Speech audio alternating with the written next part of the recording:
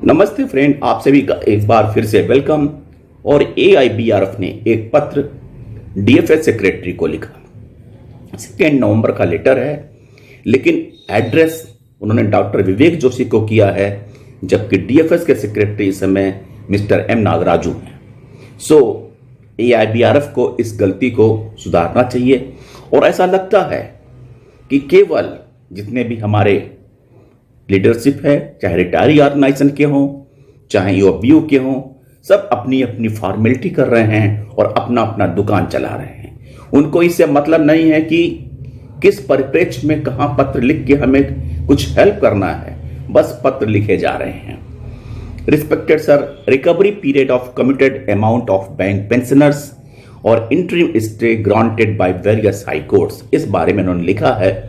और उन्होंने इस बात को हवाला दिया है कि रिकवरी जो कमिटेड वैल्यू पेंशन की हो रही है वो 15 साल में हो रही है, जबकि मई माह में Punjab and Haryana High court में इनिशियली एक रिट दाखिल किया गया और उसमें इंटरिम स्टे मिला कि 10 साल से ऊपर के जितने भी लोग हैं उनका रिकवरी रोक दिया जाए।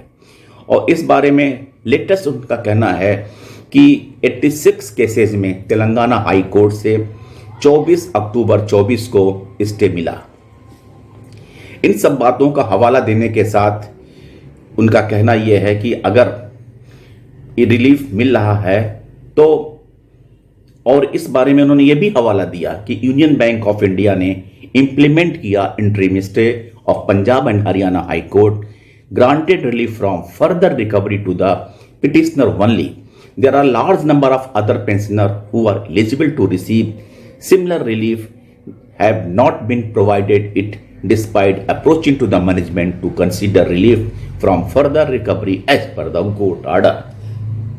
इस संबंध में AIBRF का कहना है कि हमने 2 पत्र IBA को लिखा, लेकिन IBA ने हमारे पत्रों को रिस्पॉन्ड नहीं किया।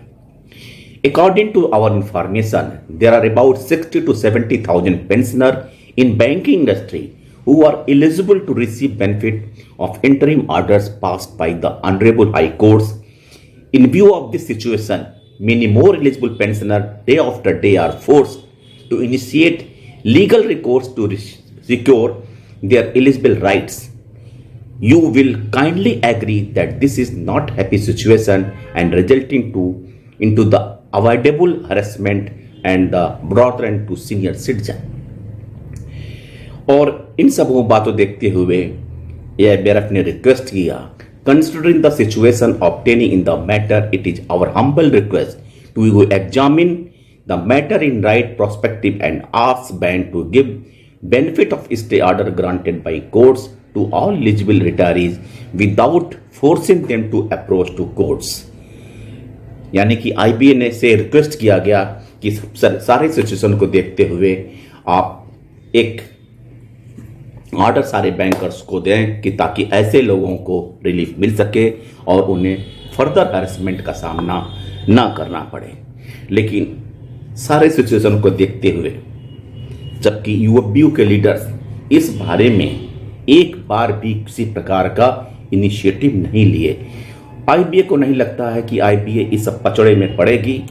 उनका खाली ये कहना है कि उनका सोचना होगा कि अगर कोई स्टे लाता है कंसर्न बैंक जाने क्या करना है, लेकिन IBA से ऐसी उम्मीद नहीं है कि IBA इसको राइट प्रोस्पेक्टिव में लेकर कोई इंस्ट्रक्शन जारी करेगा।